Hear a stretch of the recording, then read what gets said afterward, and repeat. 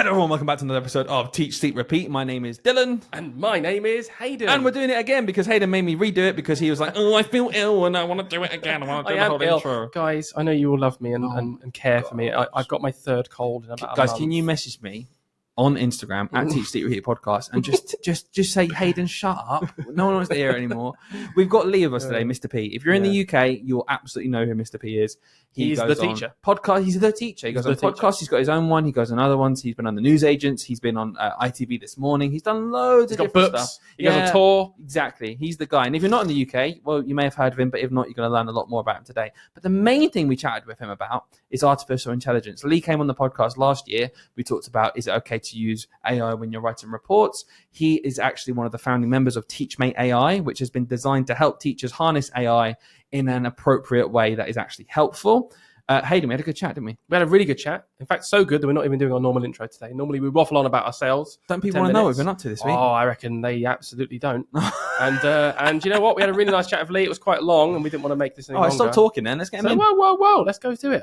Hang on, I'll introduce it. Thank you. Here is our conversation with Lee. Here it is, right here. After this. After this little jingle from me.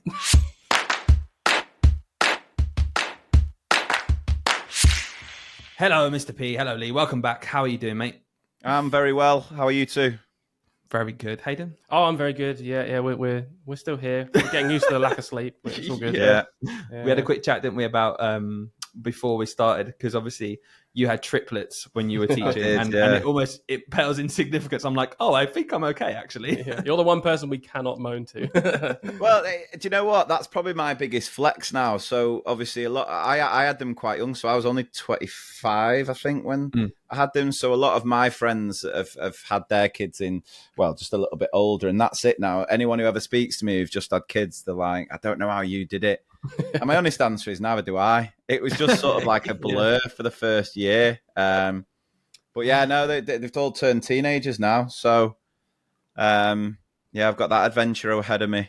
Yeah, nice. So it's cool. I like seeing your social media. Obviously, you got the rugby tour, haven't you, with your girl, and the boys are up to other stuff. Seeing all these lovely pictures, it's nice. No, it is. It's funny though, because they just sort of change so much when they start secondary school. And now they're at a point where, a few years back, I'd be traveling and I'd come back from a school wherever and I'd get home and they'd run, chase to me, hug me, dad. Whereas now it's just the dog. That's the only person who's happy to see me when I get home. They're asleep in their rooms or playing something. Yeah. Classic. We've all been there. I remember it.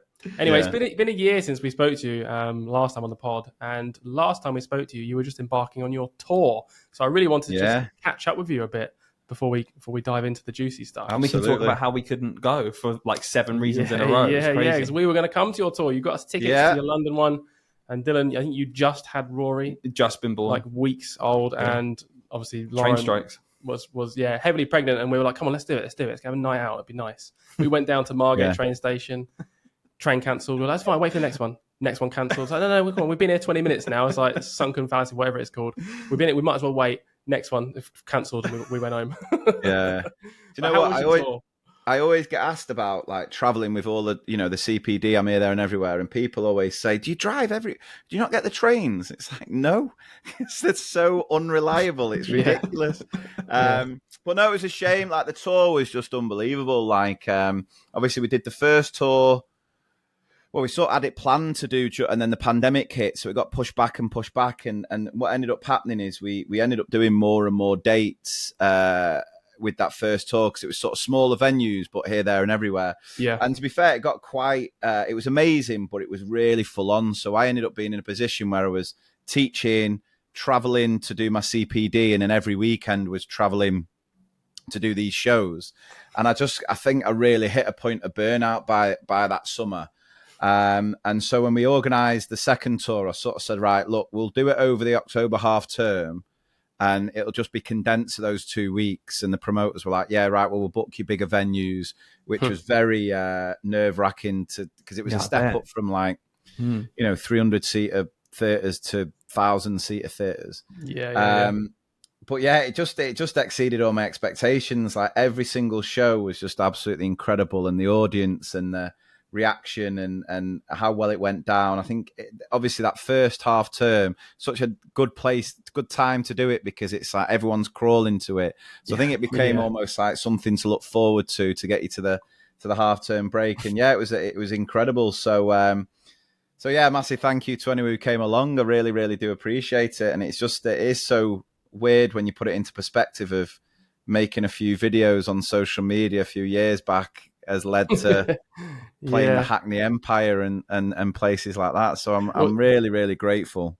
Dylan was just saying, obviously, before this about imposter syndrome, because obviously, we're kind of on that journey, way behind you, but we're on that journey of getting out there on social media and that. And do you still get that imposter syndrome? Because you've been in this game a lot longer than us.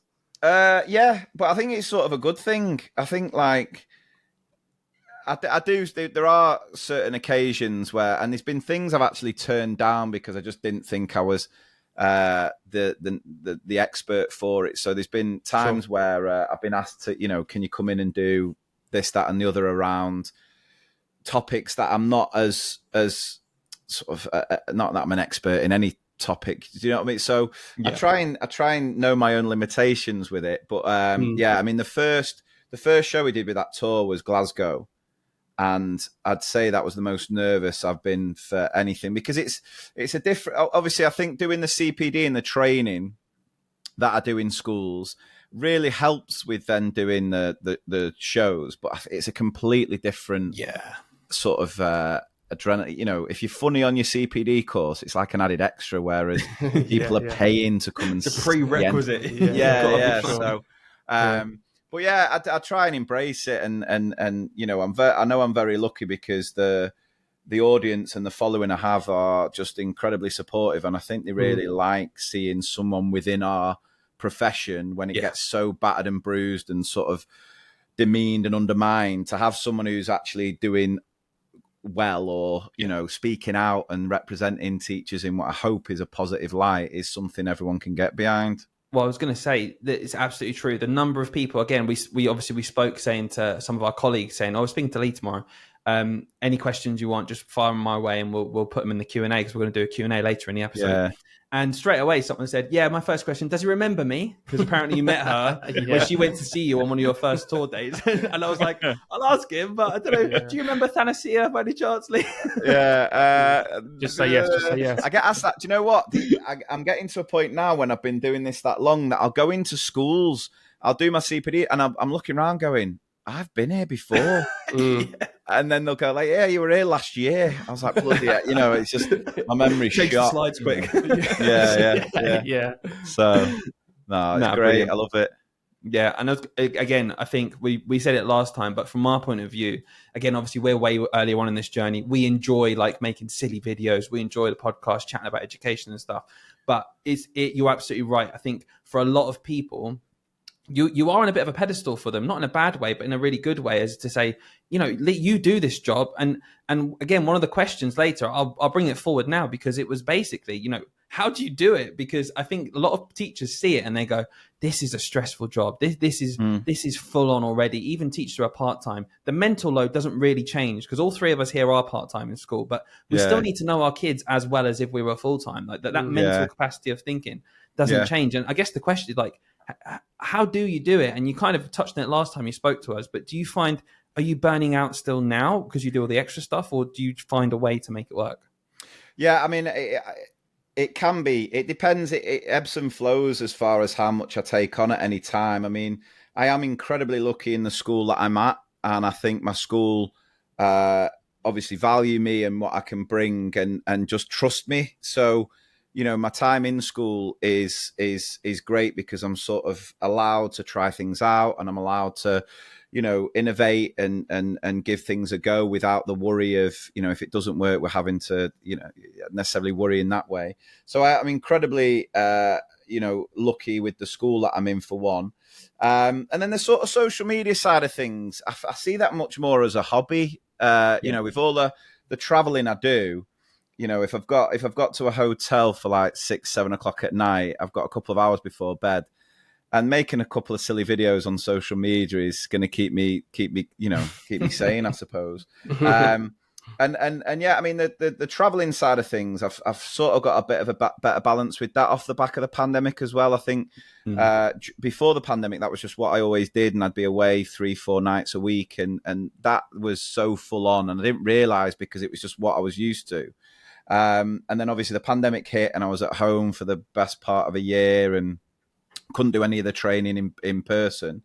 And it just really made me take stock of actually I want to be present with the kids as well. So off the back of the pandemic, we've sort of worked it round where I will try and take a day every other week to be at home, to, you know, work from home, do all the... I genuinely thought, though, I'd be able to do a lot more of my CPD online virtually. But since we've been back, no one wants Zoom. Yeah, I was going to ask you about that. Do you no find one, everyone wants it in person. So there was one school where... because my wife does all my bookings, she does all my admin, and I'm starting to think she needs to retake a geography GCSE because her understanding of, you know, because I can be booked in a school. So I was in my school the day before in Manchester, and then she'd booked me in a school at the furthest point north of Scotland, which when I put in was like an 8-hour drive, right, to do a day. And then come back. So I was like, "There's no way I'm going to be able to." And I couldn't fly because the flight times wouldn't have worked. And it was like a flight to Aberdeen and then 2 hours from Aberdeen. So we had to get into the school and get in touch with it and be like, "Oh, I'm really sorry, but we're not going to be able to travel. But you know, we can do it virtually." And they went ahead with it, but you could tell they really wanted it in person. Yeah. I just couldn't make it work because it's just not enough hours in the day. So I've tried to take stock a little bit and prioritize, obviously. And I mean, I must have mentioned this on the podcast last. Like, my wife's just the best, the most supportive person, and the sacrifices she makes to then allow me to do everything. Yeah, sure. You know, it's a real team, and she just does all the unseen bits, which you know, doesn't get appreciated really. Like booking you in Iceland or something. You know, I mean, that's it. That's the way in which she takes her revenge, and she's like, "You can't fly there. Swim and see how you get on." That was a hint, Lee. She wanted you out of the house for a couple of days. Amazing. So other than the tour and all the other bits, what else is new with Mr. P? Not much. Well, we've got another book coming out in August, so we're completing the trilogy. Third book coming out. Obviously, all the TeachMate and AI stuff now is just becoming more and more prominent. A lot of my training is around sort of all the AI stuff, so that's just going from strength to strength. And obviously, the feedback we're getting with that is just incredible. So keeping myself busy. Yeah, keeping myself busy. That's good. Well, let's go on to the AI chat now. Then I think that's going to be a big reason a lot of people are listening, because at the end of the day, we're gonna have a really big chat about TeachMate, because you're involved with TeachMate. I think Mr. Chip is it as Dr. well Chip, that you're involved with. He's the guy behind like the brains of how it all works, and you're the guy, you know, getting your teacher head on and making it useful for teachers as well. Really good team there. We will come on to TeachMate specifically as well about how it can help with reports, but everything else. But before we do, I just wanted to ask you. You do a lot of reels, like we said, on Instagram, a lot of funny reels, but some really good, useful stuff too. And I want to see, what would you say are the top tools at the minute for AI for teachers to use that will implement something that helps the kids or helps workload or well-being? What do you see that's really working right now? Well, obviously, your language-based models, whether it's ChatGPT and Google's Gemini, obviously TeachMate is where we've sort of harnessed it much more specifically for teachers. And I'll get on to how that differs from those language models. But obviously having a tool like that to generate ideas and to support you and do heavy lifting with the workload side of things is, I always say on my training, there's nothing that's come along that's had such an immediate impact on reducing workload more for me as a teacher than this generative AI. And then there's just some really fun tools. So, you know, when I do my training, I'll talk about obviously the tools that can reduce workload. And obviously, I don't think the likes of ChatGPT should be used by students. I get asked that question a lot about, you know, what do you think about children using it? And I think, well, until children are at a stage where they have a thorough understanding of what good writing looks like, they're not able to evaluate the output of the AI. And that's why when I talk about using this sort of technology, it's a sort of two-step process. So it's not a case of just getting the AI to create something. More importantly, as teachers, as professionals, we've got to use that professional judgment to evaluate, check, and tweak things. So, it's trying to get teachers to understand what it can do, what it can't do, its limitations and things like that. And, getting children to use a tool that they can't effectively evaluate is going to lead to a lot of mistakes being made. And, it's this idea of constantly valuing that intellectual integrity with it and seeing it as a tool to help, but not something that's just going to do everything for you. We should definitely, we should come back to that point, because I want to ask a bit more about kids with AI a bit later on. So we'll definitely come back to that after this little chat. So top tools then. It doesn't even have to be that like useful in terms of your day. It could just be a bit of fun with the class. What are you enjoying right now in AI? So some of the image generation stuff's great. There's Steve Bambury on Twitter who works out in Dubai, and I've worked in his schools and met him a couple of times. He's constantly tweeting the use of Microsoft Designer, and it's sort of this text to AI tool, but you can sort of create. So I've done it as a lesson with my class to create digital avatars. I saw your reel about that. Yeah. So my class have had a real good fun with that, because it's all. I mean, in a way, you're sort of developing that descriptive language because the children have to be as detailed as possible with their input to get the best out of it. So, loads of links to sort of adjectives and, expanded noun phrases and the likes. Yeah. But then to have a picture of the children turned into a Muppets character or a Simpsons character, and then bringing in the digital literacy element of why might we use a digital avatar when we're old enough to have, gaming profiles, and having that discussion there. So that was quite a fun lesson. I've been doing a lot around actually trying to educate students about how the AI works and actually get them to create AI. So there's a fantastic app called Teachable Machine from Google, and the children can actually use that to create their own machine learning.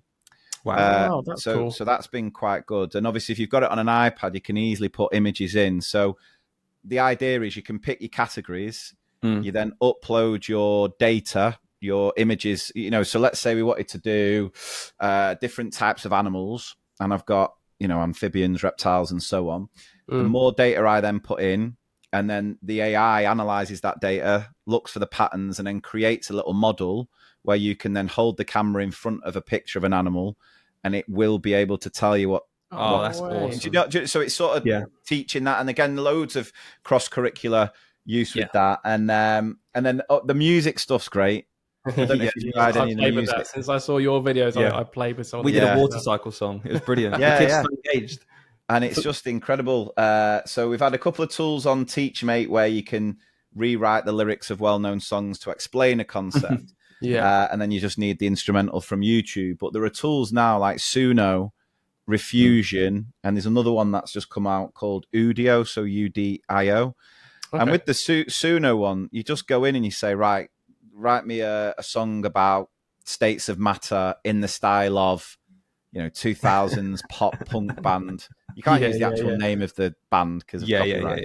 But you do similar genres, and then it just writes the whole song and makes. I found the kids are obsessed with country. I don't know what it is.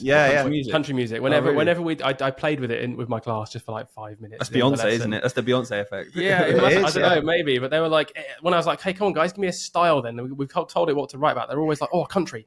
Yeah, so I think they think that's out there. They think that's like, oh, that's super like different because it has made. I don't know what. Either I watched something or listened on the radio, and they were saying countries had a massive comeback, a massive year.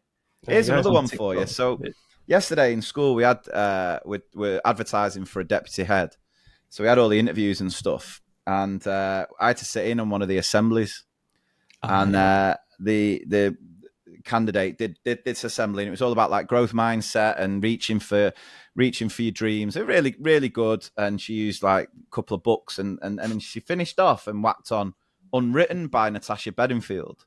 Right. Absolute tune. Yeah. So I mean, released in 2003, possibly round about that. Around then. Yeah. Every kid in year 3 knew the lyrics. What is going on? Because that song in particular is doing the rounds, isn't it? It must be on some kind of TV show or something, surely. Yeah.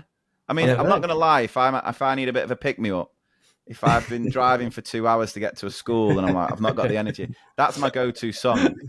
But just, having the 7-year-olds recite every lyric, just unreal. Yeah. So funny, It is crazy. I don't know where they get half their stuff. It must be online. I don't know, because even things like the kids in my class, on a similar note, are obsessed with Harry Potter. Absolutely obsessed. Really? I was like, that was new. I remember getting that book. Yeah, that was our childhood, wasn't and it? it's like they got all the books, and then Stitch. I don't know about you guys, Lilo and Stitch. Yes, I've noticed that. There's Stitch, and I'm like, that's a film from like 2002 or 2003. Isn't it getting a live remake? I think that's what it is. Maybe. You could play Stitch, Hayden. That'd be great. So I wanted to just like go a bit deeper into what you're saying now, because we've mentioned all these tools and stuff you've got. Yeah.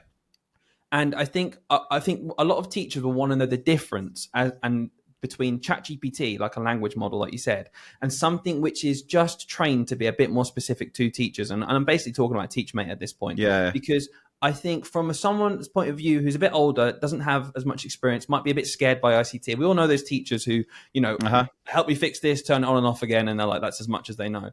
But what would you say to a teacher? How would you explain to them why something like TeachMate is way more useful than just going blindly into ChatGPT? What does that bring to the table as a teacher that's really going to help us?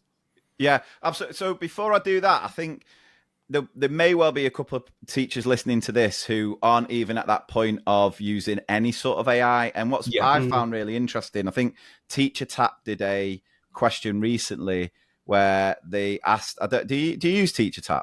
Yeah, I love TeachMateAI. Yeah, it's great. So one of the questions they asked was, when was the last time you used AI to help with your, writing resources or whatever it might be? And 41% said they've never used it. Right. Okay. And I think for a lot of teachers who say they've not used AI, it tends to be through a lack of understanding of how it actually works. And when you don't understand something, you tend to sort of fear it.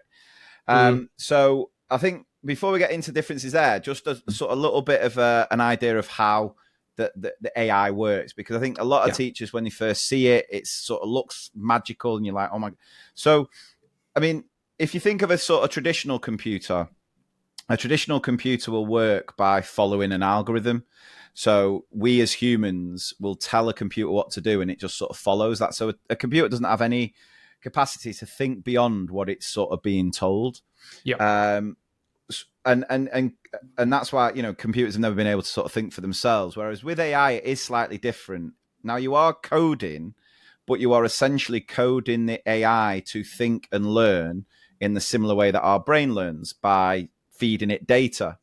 And when you feed it data, it's sort of coded to analyze the data, spot patterns, and then sort of learn from recognizing those patterns. So the sort of example I use with my students, and this is an activity that I've been talking about on my training, is, say to your class that they're AI, they're artificial intelligence, and you're going to teach them the difference between summer and winter.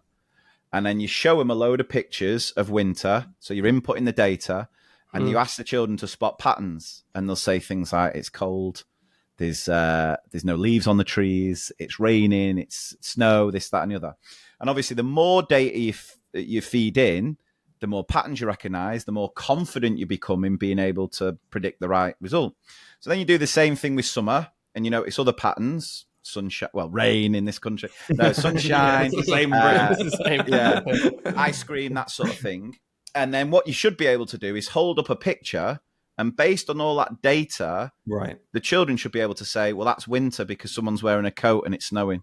Yeah, sure. Right. Yeah, that's an easy analogy to understand. That's good. Yeah, so that is essentially how machine learning works. But obviously, there's limitations to that. So AI is only as good as the data it's being trained on, right? So there's examples where you can easily get bad data bad AI if it's trained on bad data. Obviously, that gets more complex with the generative AI. So with generative AI, you're talking about sort of deep learning and neural networks. So that sort of takes it to a level of complexity that I've not yet been able to find a child-friendly analogy to use. But the way I try to explain to teachers how the generative AI works is, when you ask it to do, so it's not just the pattern recognition, it can actually create for you. So when you ask it to write something, for example, I want you to imagine that you're asking it to build a Lego structure, and the AI has access to billions upon billions of Lego bricks. Right. But they're not Lego bricks. They are words and phrases from everything that's ever been published on the internet. Wow. Yeah. So I often get asked, what does the AI know? And it's like everything on the internet up until about a year and a half ago. So when you ask it to do something, it starts picking up these little bricks and going, that's where it's coded to say, yeah, that'll fit, that won't fit, get rid of that, that'll fit. Actually, that's going to fit better than that. And it eventually builds up what it considers to be a perfect answer. It just does it at the speed of light. So when people say, well, what does it know? Well, it knows the internet, anything that's been freely available or freely published online. But obviously, what do we know about the internet? Well, we know, some stuff's all right, some stuff's not. So, and then the other question I get asked quite a bit is it cheating? Is using this sort of technology cheating? And I sort of go, well, he's using Google cheating. Exactly. Because it's the same data. This has just made things a lot quicker. Yeah. But obviously then the discussion around the teachers using their professional judgment to evaluate it and so on. So that's the most important thing, is that you've got to see it as a tool to help, and not it just gives you the answer, you take it at face value, because it will get things wrong and you will need to tweak things. And, so it has, I always use the example. So on TeachMate, one of the first tools we built was a tool called Class Group Sorter. And the idea was you could go in there and you can say, right, we're going on a school trip, list the names. I want 5 groups of 6, but this child can't go with this child can't go with that child. Oh, perfect. Exactly. And I was really excited about this, but it was so temperamental with the answers, because it's so desperate to please you and give you an answer. What we found was it was just making kids' names up. So you get an output where all of a sudden you had an extra couple of children in your class, and you're like, hang on a second, imagine doing your risk, doing a count of right, where's Dylan? There's no Dylan. So obviously so that sort of leads into how TeachMate is different to ChatGPT. I mean, ChatGPT, it's free, you can get some great stuff out of it. Yeah. But obviously you've got to know how to prompt it effectively. So there's some teachers who are like, actually, I've tried it and I don't get decent, but that's because you've got to be very specific with how you prompt it to get the best, the most accurate output. And I think for a lot of teachers, that can be quite daunting. It can be quite time consuming. And then obviously there's GDPR concerns with ChatGPT as well, because ultimately the reason it's free is it's a massive experiment to see how we would use it. So everything you put into ChatGPT, it sort of keeps and it learns. So obviously teachers need to be very aware of that. So what we've done with TeachMate is we have just sort of harnessed it to be more specific for teachers. So the first thing we've done is made it completely GDPR compliant. So whenever you put anything into the AI, it doesn't keep it, doesn't learn. Sure. All your accounts are processed and stored in the UK, or all that jazz. What we're able to do with the AI as well is we're able to train it on more specific education data. Yeah, I think that's a really big thing, because I was worried when I first used ChatGPT, for example, just the generator stuff. I would say create an arithmetic starter for 8-year-olds, because I'm in year 4 or whatever it is. Yeah, and it definitely gave me stuff that wasn't on the year 4 curriculum, but maybe perhaps was like from a worksheet in America potentially, which was for 8-year-olds. And that as a teacher who isn't trained and understanding what you're explaining now, ChatGPT threw up some. I could have been led down a rabbit hole where I'm teaching my children the wrong thing, basically. Yeah. So I think the thing with TeachMate is it's been created by teachers for teachers. So we've really focused on what the teachers want. How can we make this as accessible as useful for teachers? So, it started off initially with me and John, but we have now brought on Ian, who isn't from a teaching background, but from a coding background. So if you look at the first iterations of TeachMate to where it is now, that's very much Ian and hit, so he's just on a different level. But I think it's been quite a nice learning curve for him, because he's never done anything with teaching. So to get insights, and there's times where he sort of goes, we'll have a meeting and he'll go, does this really happen in schools? Is this what teaching's actually like? Yes, it's mad. So he's had his eyes open to how dreadful the system is. Go on.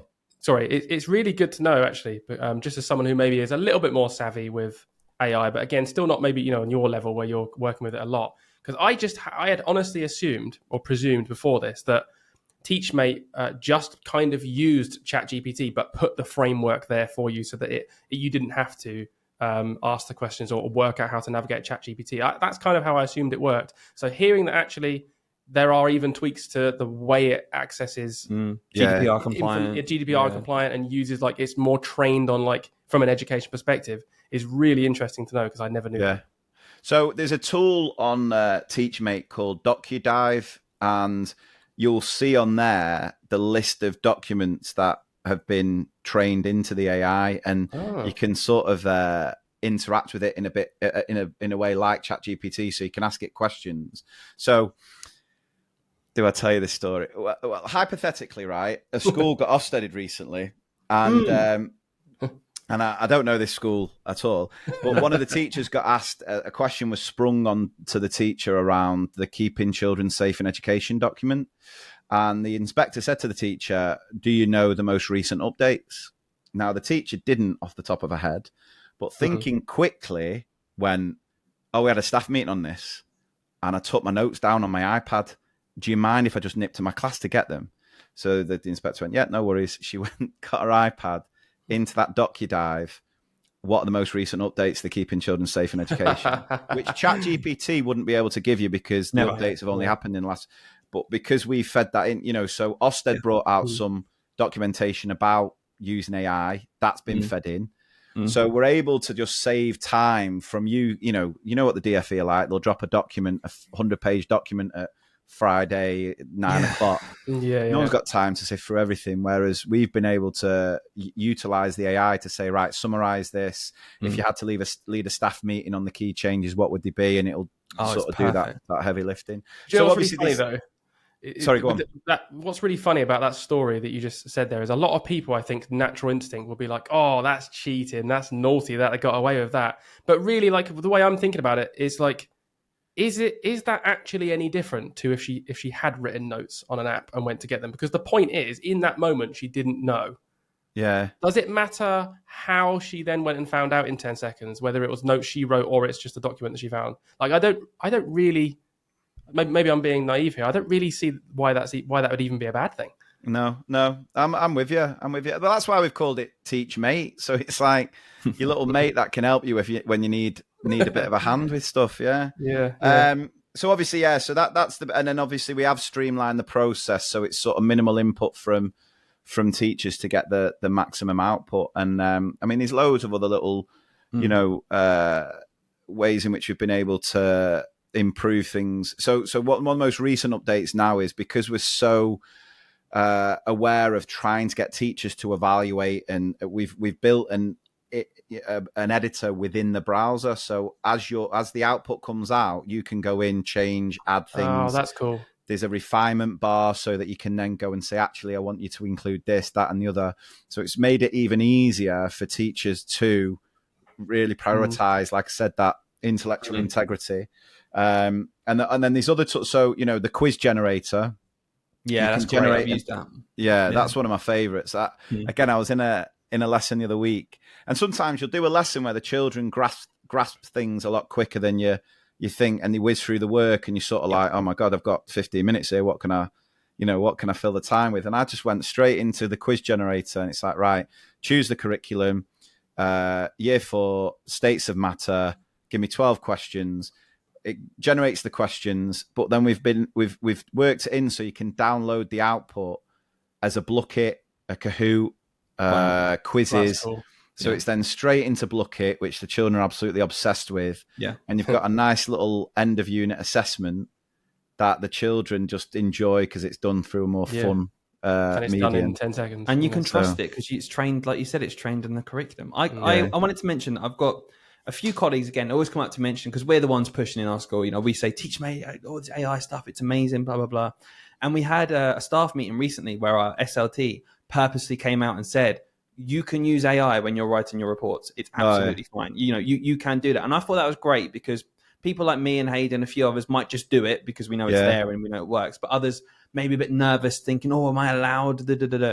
And I was going to mention the fact TeachMate is huge at the minute. And I had a friend who didn't even know it was more than a report writing tool. And I was like, no, it's got loads of stuff, like all this cool stuff you've mentioned so far.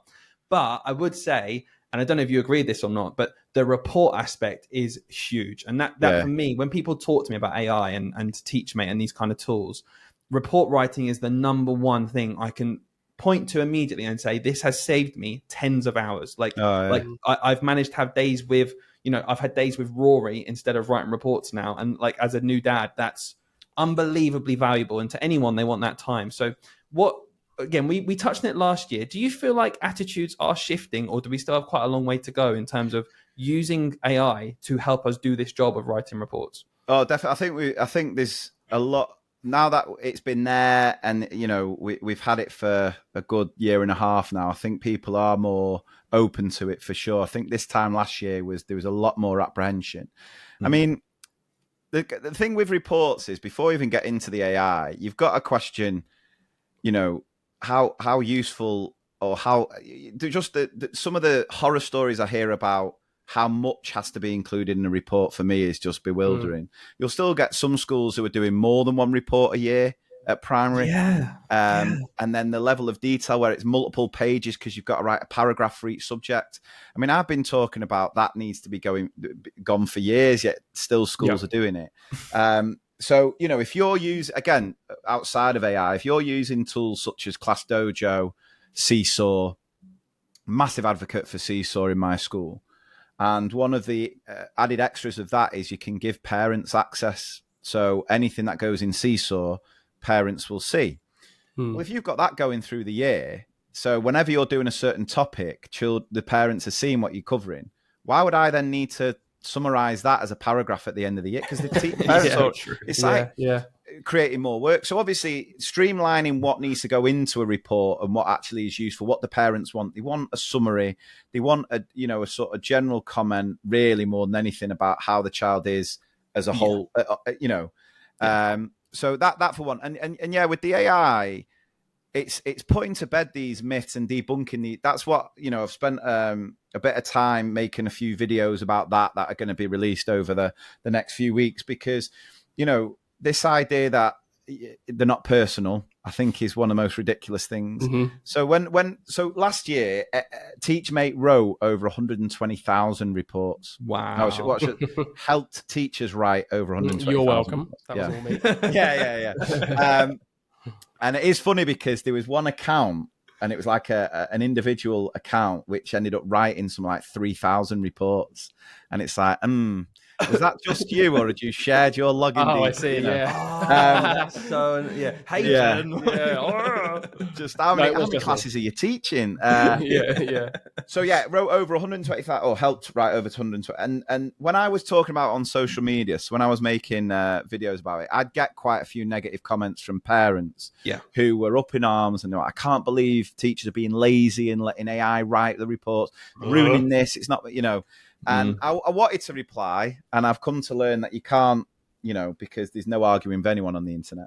No. But what I'd love to have said is, if you think this is the first time teachers have tried to cut corners in writing reports when they have to do it in their own time outside of their contracted hours, you're living in a dream world. And if we're being completely honest, the report you've been reading for your child over the past few years was probably originally written for a child in 2003, From the day I started teaching, there's been tools, there's been, report comments, like bank, that you cut and paste the bank comments. And they're just so impersonal, and And no one's got the time to sit down and write 30 individualized reports. You get to a point where you end up going, and your brain's that frazzled, you'll just repeat yourself over and over.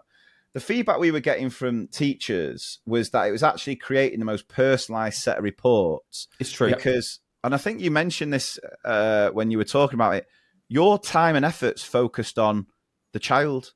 Exactly. What do you want that parent to know about the child?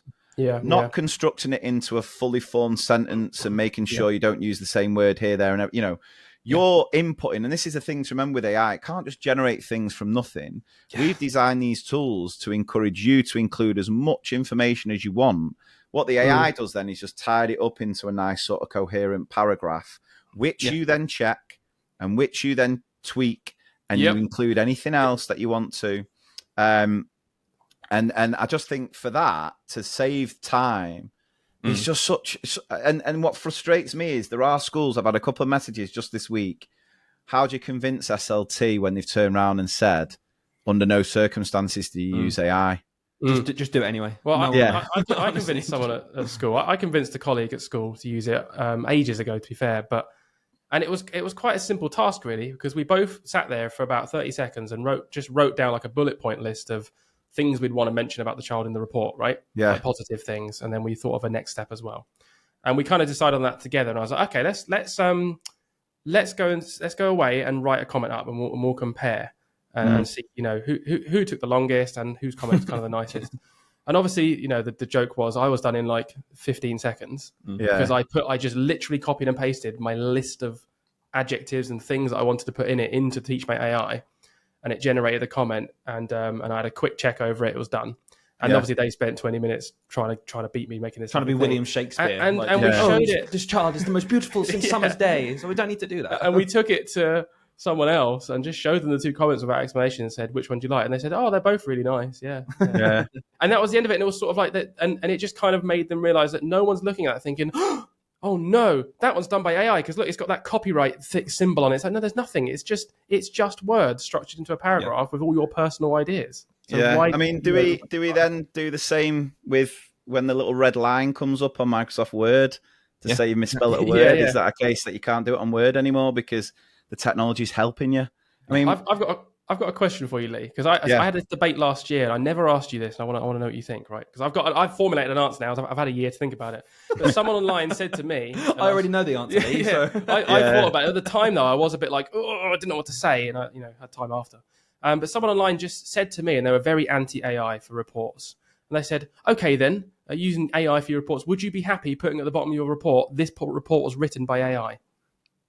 And at the time, like I think it was quite a misleading question almost. But what would be your response to that now if someone said, would you put that at the bottom of your report then? Well, then would you have to state that you've also used spell check and a thesaurus, and it's a tool to help. If it was a case that it was copied directly from ChatGPT, the teacher's not taken the teacher is still reading through and checking it. So you're having that final sense. Do you know what it is? It goes back to this thing within education, which is where we're the only profession to sort of the martyrism of it. Yeah, it's like, oh, we can't use something that's going to make our life easier. No, because then I would be neglecting my responsibilities to work myself to an inch of my life every half term. Think of the kids. Think of the children. I can't be doing with it. The schools that are banning teachers from using AI for reports, I guarantee are the same schools who think they can sort a teacher's well-being with a yoga staff meeting. Do you know what I mean? It's like that. We've got to move past that. If these tools are there and we're using them in the right way, that's really important that we're not misusing them. We're not getting it to do everything without us using that professional judgment. I don't see the harm in it if it's safe. And you've only got to look at the messages we get with TeachMate where, it's keeping people in the profession. We've had that a number of times. The time it's saving them to focus on the most important aspect of their job, which is the teaching, or just dedicate more time to the most important resource in the classroom, which is you, the teacher. And it's not going to be the solution to all of the problems within education. We need a government that care and are going to fund. AI is not going to do that. No. Although an AI government, I don't know, it might be. Might genuinely do a better job. They've only got the Tories of the last 20 years to go off, so don't maybe not. Go off data. It depends what data they use. Exactly that. And obviously we need reforms with Austerity and stuff. But if there's a tool there that can save you time with certain aspects of your job, it blows my mind that there are some schools who will still go, no. So do you think then that schools and people condemn its use almost entirely because they just don't understand ignorance what it's actually doing and what it's not doing? as well. I think that's definitely a massive element. But then I also think there's then an element of that martyrism, and it's sort of like, oh no, this is the way we've always done it. I mean, to be fair, there was a time where teachers used to handwrite reports. This is the one that gets me. They used to handwrite reports, but again, they didn't have Ofsted or a national curriculum. Or, I was about to say that. Pros and cons. The answer to all of societal's problems. And then probably back then when they had they'd wheel out the TV on the full, the little, just stick that on through the dragon's eye on repeat while they just write these reports. My uncle always takes the neck out of me because just thinking back to then, he obviously his perspective of teaching is very different to what it is now. And he's like, he will say to me after a long day, like, oh, how much mac and cheese did you make today with the kids? Did you build some Lego? You really is that hard, was it? And I was just like, oh, go out of here. I know. Just you can't win with some people. I'll tell you the one, and we talked about on the podcast. This is the one that got me this week. It was a TikTok. I don't know if you've seen it, where a parent was going on about how expensive a school trip was. Oh, I listened to this the other day. This is unreal. And obviously, cost of living crisis. Completely understand where she's coming from that perspective, and how difficult it is in these times. And I know loads of schools just aren't, bothering with or not putting parents under that pressure of school trips, so not doing it. And then in the comments, the amount of comments that were basically blaming the price of school trips on the fact that the cost has to cover teachers going. It's unreal. What? And suggesting this idea I've that never even heard this argument. Yeah, teachers should be funding themselves to go on school trips for a holiday. I mean, I think all of us here have been away with a school. It's not a holiday. No. To someone. I mean, it's just, you can't win with some people. Some people's perspective of what they think teaching is like and what teachers are like. It's just so... They've not been in a school for so long, right? Yeah, I mean, I was going to ask you about this because it's kind of linked. You're talking about being online and stuff because, again, in the last year or so, a few of our reels have gone a bit viral. I hate the word viral, but they've been shared to a lot of people, get a lot of comments. And when it gets, I don't know about you, when I get past a certain amount of interaction on a post, I think Instagram's giving it to anyone. I get a lot of teacher stuff at first, but then eventually it goes to anyone. And I really struggle to not bite when someone comments something like, I think I did one the other day and it was about teachers being tired because we're putting on the show all day. Like it was about the fact that we're literally putting on a performance. Like, why are you so tired? You've only been to school for a few hours. It's like, okay, that's wrong first. But secondly, because I've been putting on a show and doing a theatrical performance just to get them to write their name on the right line, like literally. So, and someone commented going, don't worry, teachers will tell you. 99% of them just moan all the time. And I was like, oh, do you think maybe because that's for a reason though? And I just didn't know what to do. How do you handle it? Yeah, because I had to reply. I just had to do it. Yeah, I mean, I very rarely will read comments now just because it can just consume you, and you are always going to get negatives. And it is, I've had nights where I'm just like, I've really struggled with it for a long time. I still do, to be honest, but I've just come to accept that the internet is an absolute cesspit. And even though mine's such a small minority, because obviously, again, most of the comments are from teachers, people in the community, you always get a few. It's like if you make anything, when we were talking about the strikes and the negativity about holiday, all this stuff now about parents being fined and having to go at teachers, like we're the ones choosing to fine the kids. I don't even know where that money goes, by the way, if they ever pay a fine. I don't know. This isn't, it's just, this narrative that's been created to try and demean. And it's really worrying because I think the disconnect between parents and teachers and that school environment, that school community is bigger now than it's ever been. And, the ones that lose out then are the students, are the children, because I think if you've got teachers and parents on the same page, knowing full well that we're all working for the same goal of just trying to give the best possible education and upbringing to the children.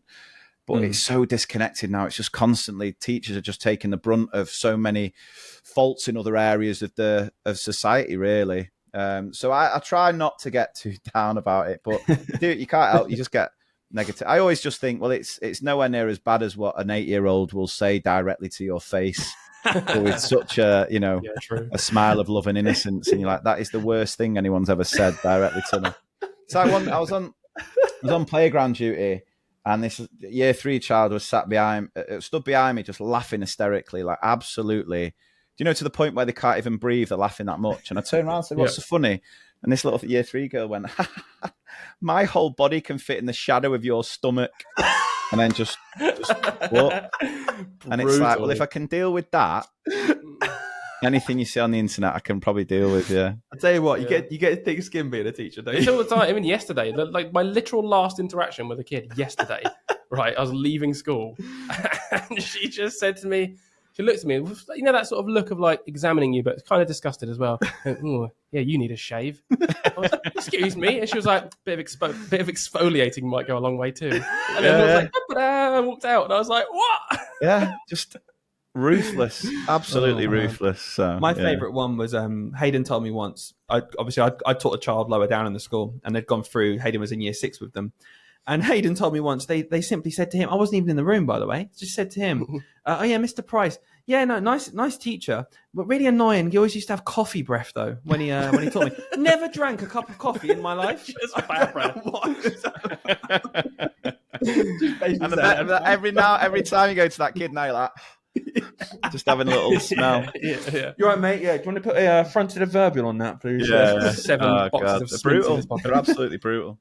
See, that's the difference. So this is why I'm a primary school teacher, not a secondary school. Because if I reckon I was a secondary school teacher, those kids would say it with such venom, and like they know what they're saying. Whereas primary, they'll just say it and just think they're paying you a compliment. You know, they just wonder. They're trying to help. They're like, "No, you really do need to shave. You look awful." Yeah. Oh, thank you, young child. Right. So I put a little thing out there, Lee. Whilst I don't want to take up too much of your time here, so we'll move on to our little Q&A section.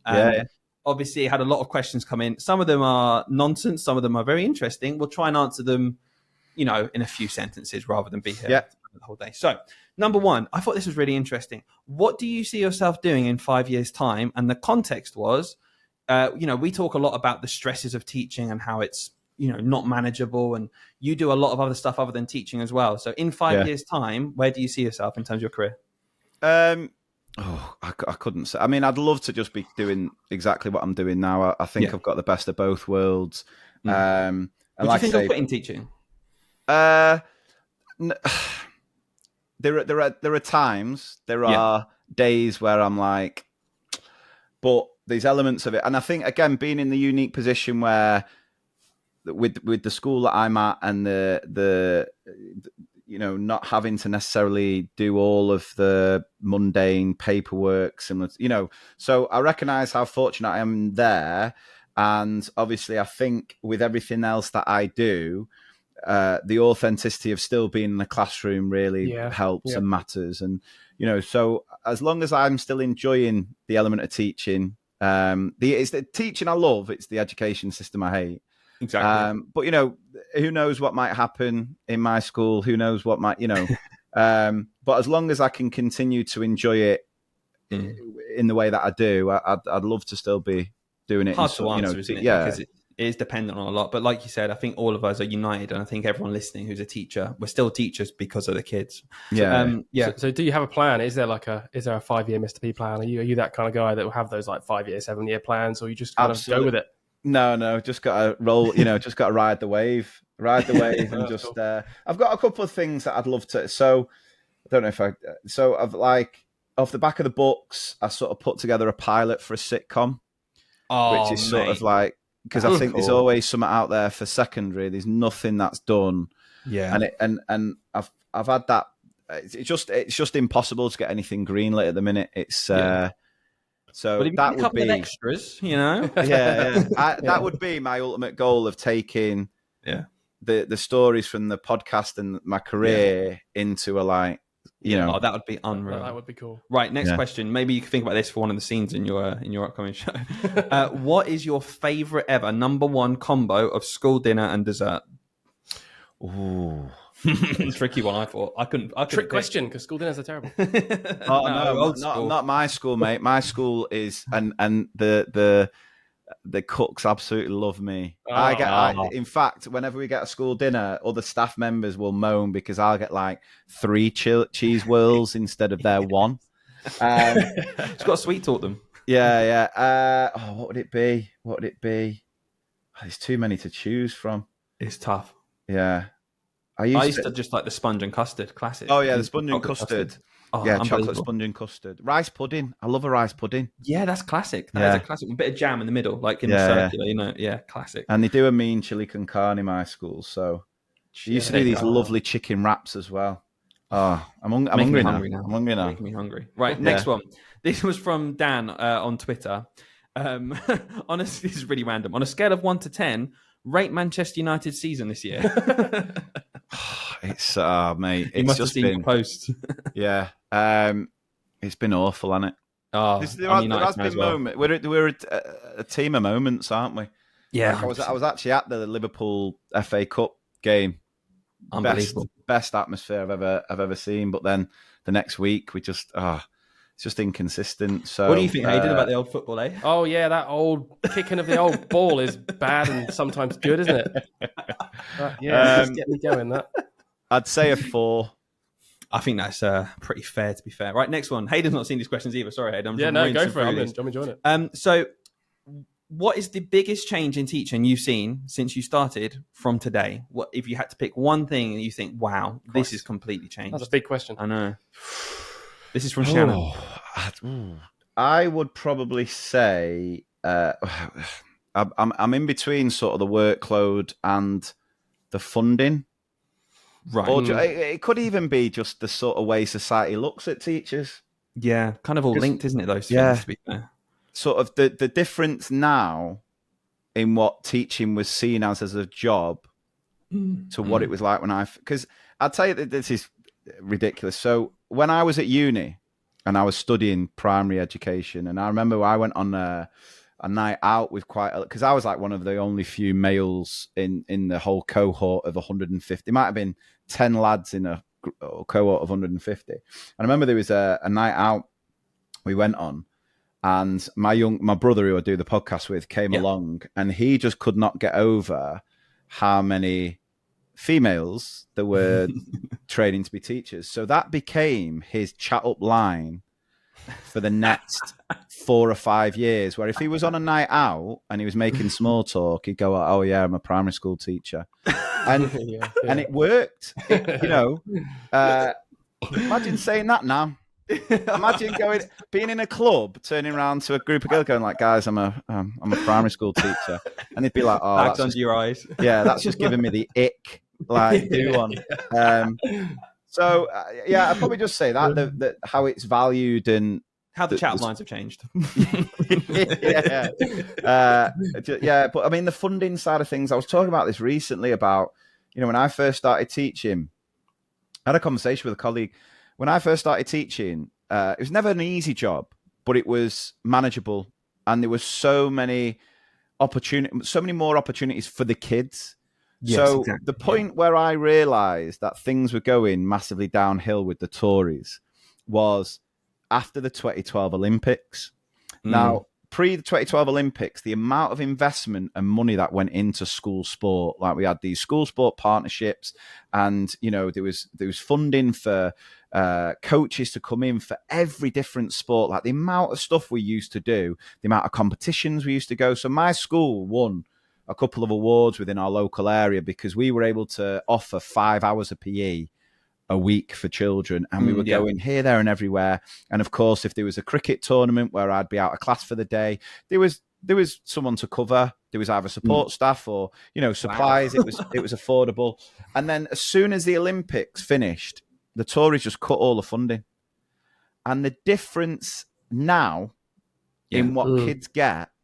And I see it. So we'll do the rugby at the weekend with the kids, and the parents will be saying like they just never get anything offered at school, like they never do anything at school. And I'm going, yeah, but because unless there's a teacher working at that school who has a passion for that sport, and is willing to give up their own time, there is absolutely no benefit to teachers doing it, because by doing it, they're putting themselves at a disadvantage, because that going to a football tournament from 3:30 till 6. That time where you're going to do all the work you're supposed to do, that exactly. So, and that's just that's just a very small picture of. You can apply that with everything. You can apply it to send. You can apply it to support staff. You can apply it to absolutely everything. But that was the one, because I was so into my sport, and I think sport is one of the most important and most crucial things. If you can get your kids into sport, I think it sets them up for life. The lessons they learn, and social as well, isn't it? The social element, it's unreal. Everything about it is so powerful and so important. I think they get more out of doing that. I think my kids get more out of what they do with sport the weekends than majority of the curriculum they learn at school. 100%. Absolutely. And to just see that investment just go, and it'll happen. Well, you see it now because you see report after report about, obesity levels, etc. And exercise and sport is such a massive part of that, and it's just lack of opportunity. It's kids would love to do it, but really now, if you do want to join a football team, there's a cost element in that.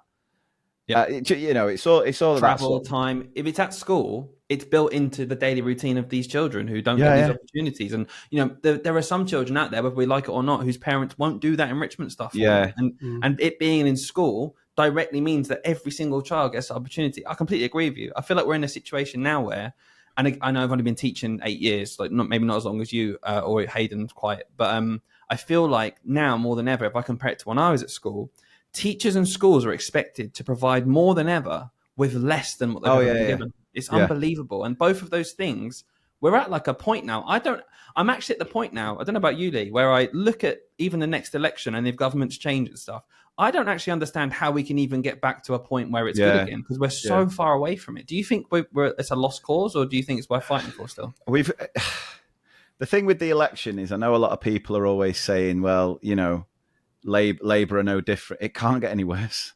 Yeah, exactly. And I'd much rather give them a crack at it, because what the Tories have done to this profession that I absolutely love, it's unforgivable. And I think back to just those first, because there was a question that got asked on Teacher Tap recently, which was about, would you recommend your children going into teaching? Yeah, and a massive proportion said they wouldn't. And if I could say, well, if it was like what it was like when I first started teaching, then absolutely. If it's what it's like now, then no. Yeah. No why would you want to expose your own child to be so set up to fail almost, isn't it? Yeah. Set up to fail and just feel like they're an utter failure all the time, And it's so sad, because teaching should be the best job in the world, but through and in some things aspects outside of our control. Say what? Sorry. And in some aspects it still is, and that's what keeps us like. That's what keeps us coming back. But the retention and recruitment crisis, that's not out of nowhere. That's not random, is it? I think the government look at it and go, oh, well, that's happened for a reason. Like, there are amazing teachers who I know have left the profession simply because they think, what am I doing? What is the point? Yeah, and it's sad. You've got to have such thick skin now, I think, to last. Because it is a job now where it's like, hey, do you want to go and spend all your time and effort doing this thing that you love, but you'll continually be told that you're terrible and you could do better and everything. And you shouldn't be stressed. Why are you so stressed? Why are you going on about? Leave me alone. Right, Lee, sorry. Last question. I don't want to keep you phrases. So this might lead into you. I was thinking about in general a bit more about this, but this is from Katie. It was on Instagram. What is your go-to teacher phrase for behavior management? What do you do? Because I know if you walk into any classroom, people have a go-to, callbacks and things. What's your go-to phrase for behavior management? Oh God, whatever it is, it's not working. Yeah. I'll mix it up a little bit. Sometimes I'll do the clap. I'm still, sometimes I'll do the clap. I've come to realise this is your own time you're wasting. Is just a waste of my. It's a waste of your time. Yeah. Because then you've got to stay in at break time. I don't want to do that. Yeah. And it's not, is it? It's not their time they're wasting, because they're 6. So they've got so much more time than me. And even if they do mess about, I'm the one who gets it in the net, because I've not got through the content of the lesson. So it's just such a weird phrase. I don't know where that came from, because see, my go-to was always like fold my arms, give the kids a stern look, and just wait for them to be quiet. Yes, that's what I do. Yeah, but even now with some of my classes, they just don't even respond to that. And even, you used to have your minions in class who then do the hard work for you. They'd be like, quiet down. He's not happy. Whereas now, I was there for 10 minutes the other week, just stood there while these kids just carried on. And it got to a point where it was almost like a standoff, where it's like, I can't give in here. If I back down, this is it. I've lost them. Because they just look at me like, I don't know what he's doing. Anyway, quiet. We'll crack on then. Thanks, mate. But I say that all the time. I get asked about behaviour all the time. And this year especially, I found it really nothing serious, but just that low level, constant. Yeah, that's the hardest, in my opinion. I've had classes like that, and you look back and you think, Christ, it was just stressful all the time.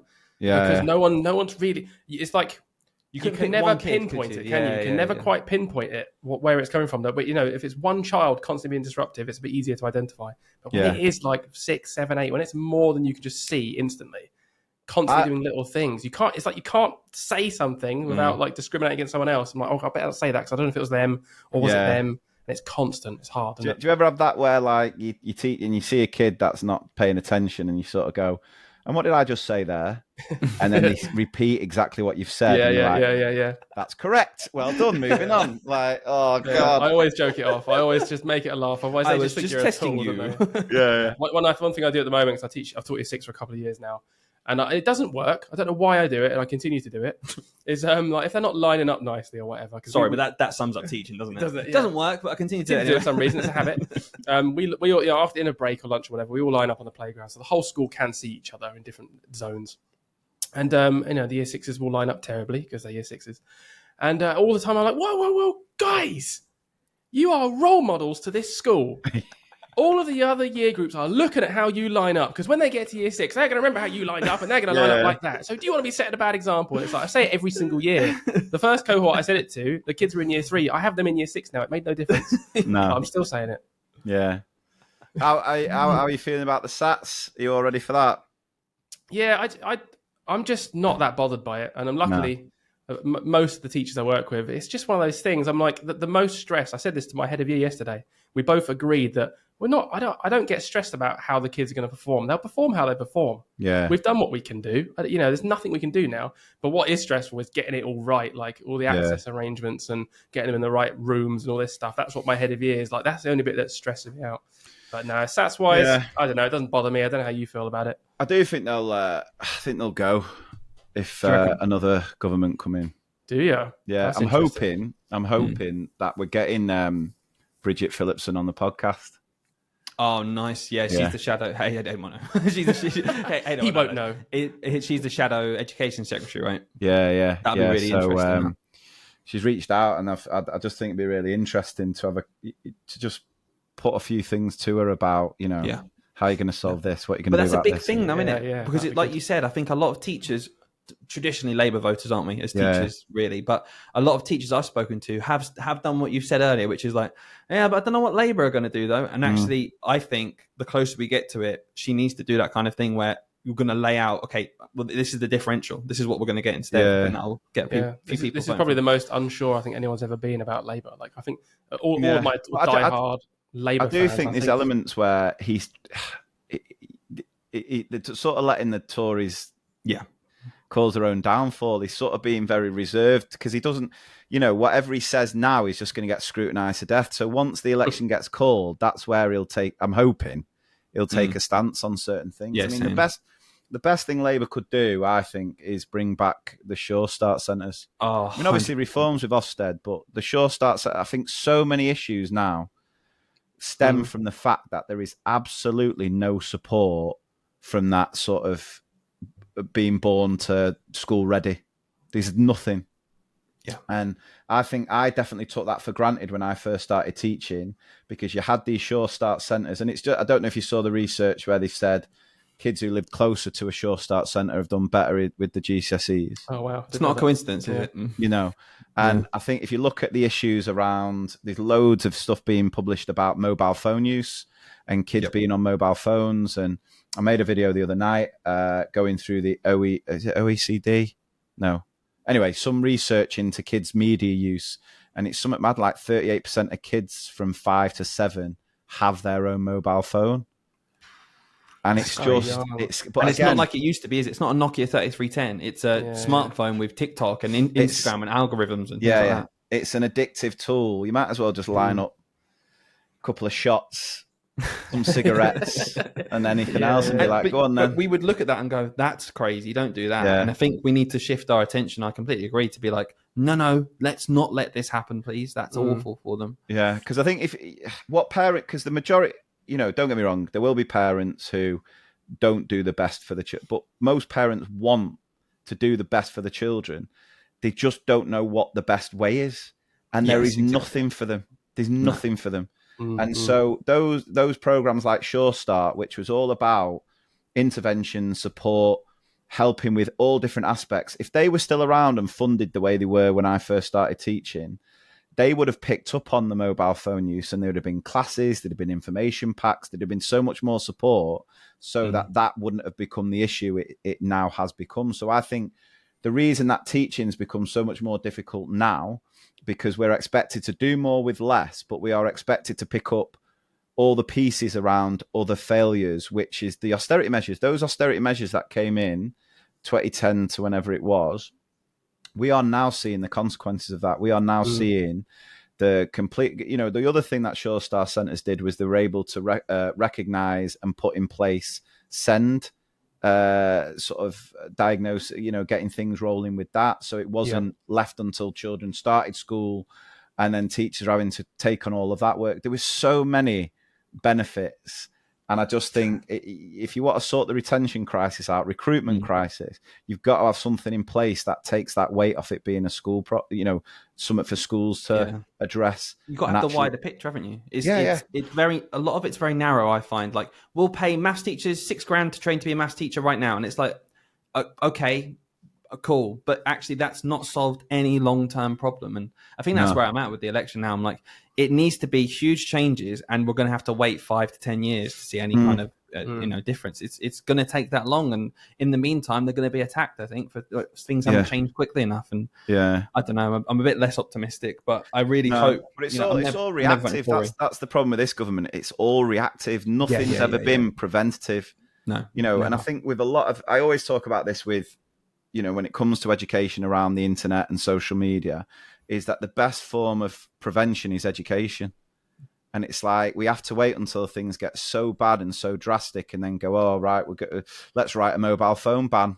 Well, schools have already been on that for years, mate. Let's put things in place to stop the problem, escalating. Yeah, they're addicted to phones. So fix that. Let's not just ban it when it gets to the point where they're already addicted, that all their friends are on it. It's a social hook for them.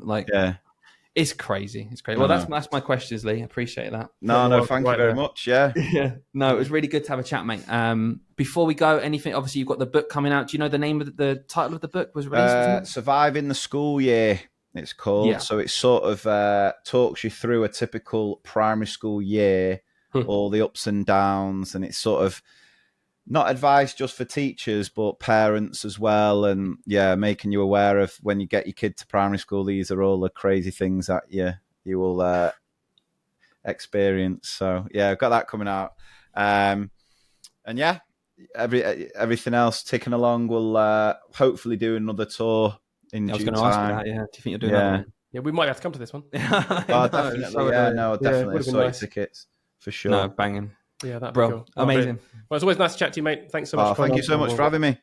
Cheers, mate. Speak soon. Cheers. Take care. Okay, guys, thanks for listening to that episode. We wanted to come back on really quickly to chat after that. Great chat with Lee, as always. Always really, really generous with his time. We appreciate that. And there was just one thing we really wanted to mention, and Lee wanted to mention, and both of us, all of us just carried away, didn't we? Hayden, what is this? This new feature of TeachMate, right? Because I suppose the whole point of this, if you've clicked on this episode, we want you to be unleashed with AI and be able to help your workload. It's something we're really passionate about, Hayden and I, and that's why we talk about AI so much, because it has the power to do that.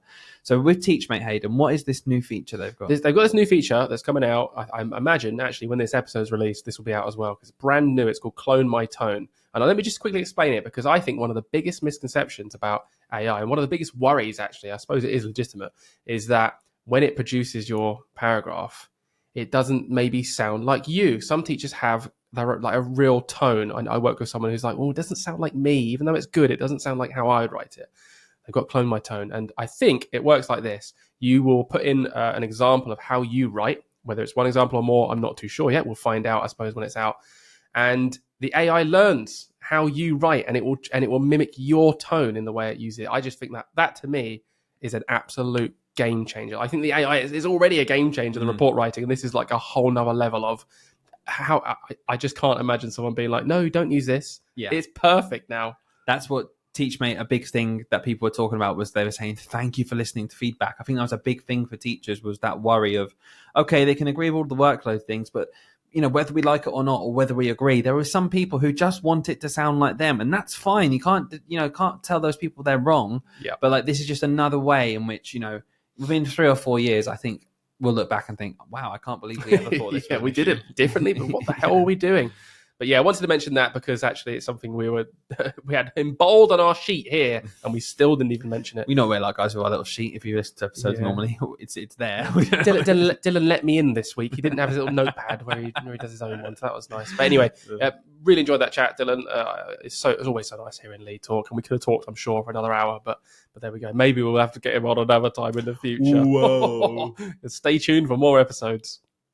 Is that yours? Is that you? Oh, no, it was end it there. Really. Right, that was you trying to sign off. Stay tuned and stick around. Right, the actual guy who signs off will do it in a more professional way. Guys, thanks a lot. Follow us on @TeachMateAI podcast. I didn't say those words correctly, so really set myself up for a fail. I'm going to cut it there. Ready and cut. Follow us @TeachSleepRepeat podcast on Instagram. Give us ratings on wherever you do your podcast, please. It really helps us. Share this episode, and I will see you soon, Hayden. No, I've already cut it. I cut it about 20 seconds ago, but I don't know what you're talking about. Bye. See you guys.